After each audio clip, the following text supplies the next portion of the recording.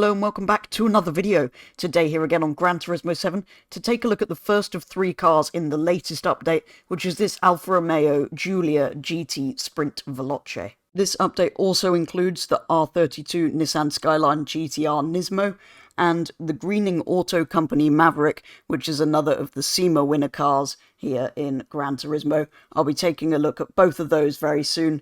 Today, though, we're focusing on the first car in the update, the Alfa Romeo. I purchased it from the used car dealership for a rather reasonable 180,000 credits in the grand scheme of things here in Gran Turismo 7. So a lot of people, I think, seem to say this is one of the best looking cars ever made. To me, it's maybe one of the best looking Alfas ever made, but not cars in general, although it is a good looking little car. This iconic performance Alfa from the 60s, I think, is in fact one of the best looking Alfas, although generally I think a lot of the cars from this marque are a bit overrated and aren't as good as a lot of people seem to say they are. Nevertheless, this is a fun little classic. It produces 104 horsepower from a 1.6 litre inline 4, but being a tiny classic from the 60s, it also weighs less than an ant at only 1,040 kilos. So it's actually feels faster than you would imagine for a car of such little power. Yes, it's not quick, but it had enough power to be enjoyable around this track. But yeah, it's kind of one of these cars where it's so slow that it handles well, because you're never really going that quickly, and it's quite light, so you can throw it around the corners. It's a small, light thing with not much power, so generally it feels like it's driving pretty well. So it's slightly a shame this doesn't have any engine swap options, which being a new feature in this update I kind of wanted to do, although it's probably just as well it isn't available because it would ruin this light classic basically, although if it was available I would have done it. So yeah, it's kind of just as well it's probably saved it. It does have a wide body, but to be honest it looks pretty awful. So I think I'm just going to leave it. So then, no engine swaps, no wide body being fitted. The wheels I kind of want to leave standard as well, which leaves the sort of aero parts, custom parts, which are quite interesting. You can basically do a bumper delete, so it's sort of like a weight reduction racing variant of the Alfa. So I'm going to do that. Let's try and make it into a kind of half semi-authentic 60s racing car. I suppose that's what they would do, is take the bumpers off. I don't think they would put a wing on, and that covers up the nice Giulia Sprint GT badging there. And custom wings are just, well, just look wrong on a classic, to be honest. So let's not do that. Let's leave that alone. Do the bumper delete and have a look at racing items. I think I will go for the... Oh, they're both like classic style pins. You don't often see the ones like that, so I'm going to go for that. Roll cage. I suppose maybe we put the least caged roll in there. Other, I will... Actually, no, I'll make those more yellow, which is unusual for me. Right, standard parts. Type A. We don't really want a front plate. So type A, rear only. Or type B, yeah, I think type A, rear only. Slightly smaller rear plate there. Oh, hang on. Front grille, that's not often a... Oh, wow, actually, hang on. So we've got standard, obviously, with the chrome. Got that's like a racing car grille with the sort of chrome surround, but take the central bits out and add two more vents lower down. That does the same, but puts a smaller... Ooh, do you know what? I don't know which one of the... I think probably that one. So as usual, I'm going to try and repaint this in an Alfa Romeo colour. I just don't really want it in red. I think Italian cars in red is a bit boring and overdone generally. So I was kind of in my head thinking I was going to paint it green. But having come over here to the Alfa Romeo colours, I did already have the yellow. I've just gone and bought the green. But I kind of feel like this is a bit too metallic for a classic. It kind of feels more like a modern paint. I think the yellow actually suits this car better. Obviously there's the red, it already is, but yeah, I'm going to go with the yellow.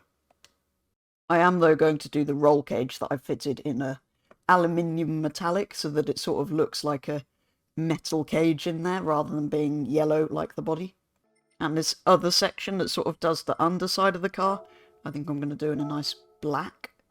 Body 2, I think, is just going to be the bonnet. Yeah, so we'll leave that alone, and I think that's finished.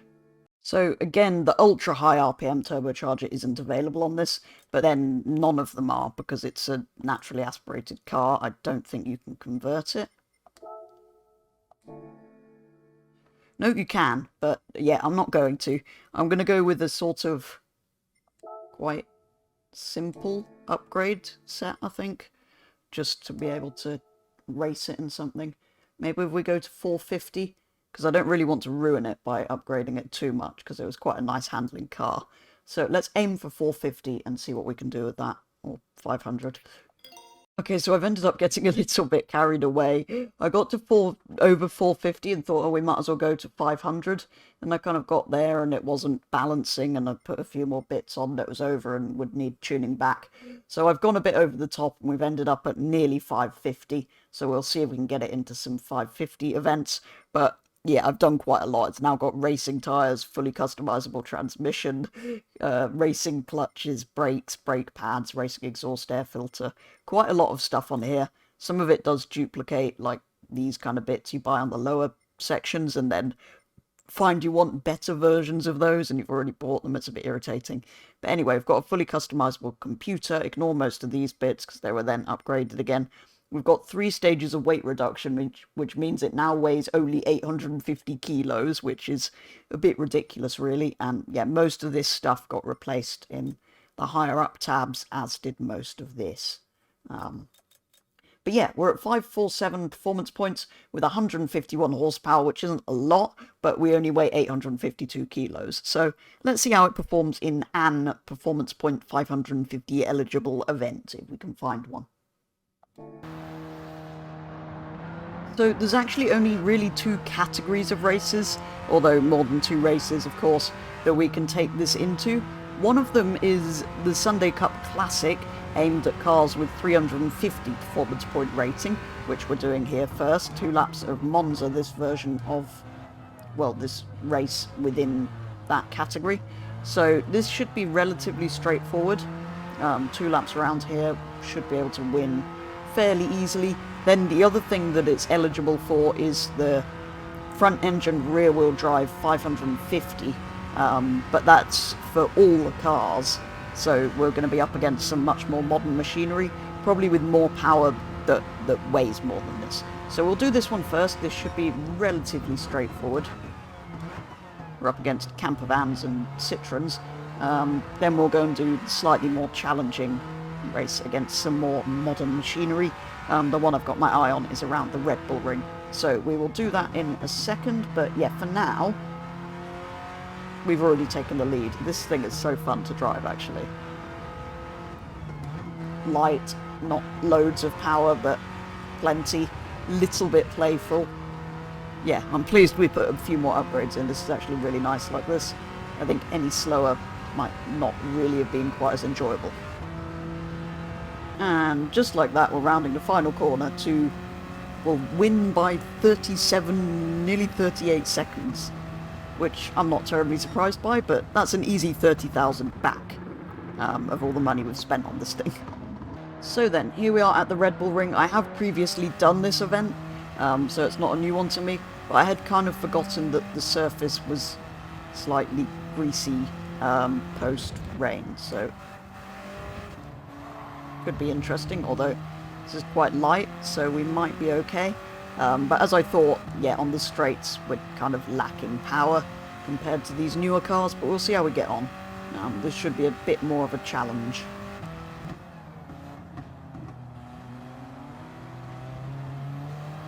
Around the outside of the BMW, slightly off track. Oh, we've gained 1 place. I'm going to have to make up time in the corners, which is slightly scary on a wet track. I'm going to have to brake later than people and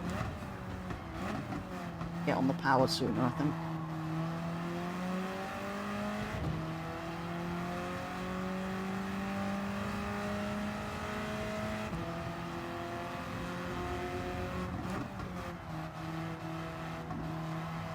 We're actually not too bad on power compared to these BMWs. We're definitely slower, but...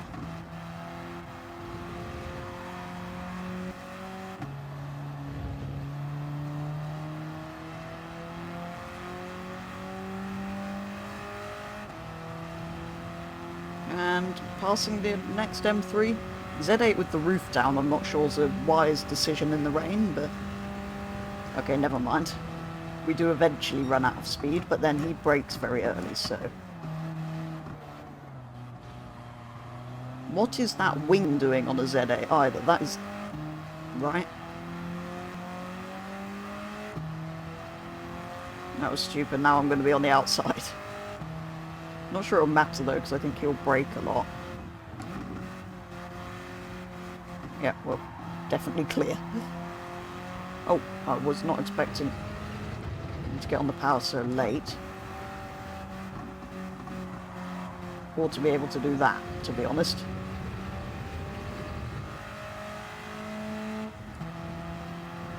No, I missed a gear.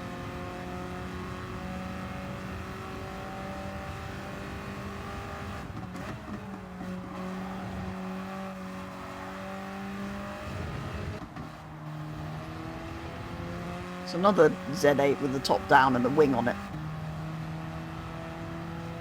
We're past him, I don't think we're going to get the leader though. It's a shame, because I've really enjoyed this car. And I think it is actually not bad, competitive-wise. I mean, ignore me going off the track, that's just me forgetting to brake. Yeah, I think in an ideal world you'd have a bit more power and a bit more weight to balance that, I suppose. We've gone for handling, weight reduction handling, and all of that sort of thing, as I always tend to a bit too much. So yeah, it needs a little bit more power, but other than that, great fun little car. And that is going to do it for a very first look at this classic Alfa Romeo here on Gran Turismo 7. I'm not the biggest Alfa Romeo fan, but this one is a particularly cool classic, I think. One of the few ones that I do actually agree is quite a good looking car. It's a fun little thing to drive, light, not a lot of power, small thing, easy to throw about from standard, a lot of fun, upgraded not bad at all, could maybe do, like I say, with a little bit more power when it's up against more modern stuff like this. But yeah, it is super fun in its current configuration, even more than it was standard. Has a few little customization options, and I think looks pretty good in the yellow. So yeah, I'm pleasantly surprised by this. I've enjoyed it a lot more than I thought I would.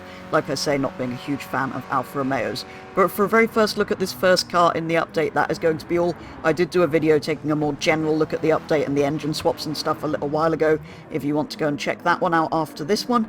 And I will of course be back to take a look at the other two cars, the Nismo Skyline and the SEMA award-winning car, very soon. For now though, for a very first look at the Alfa, that is going to be all. So thank you very much for watching, and I will be back with the next video very soon.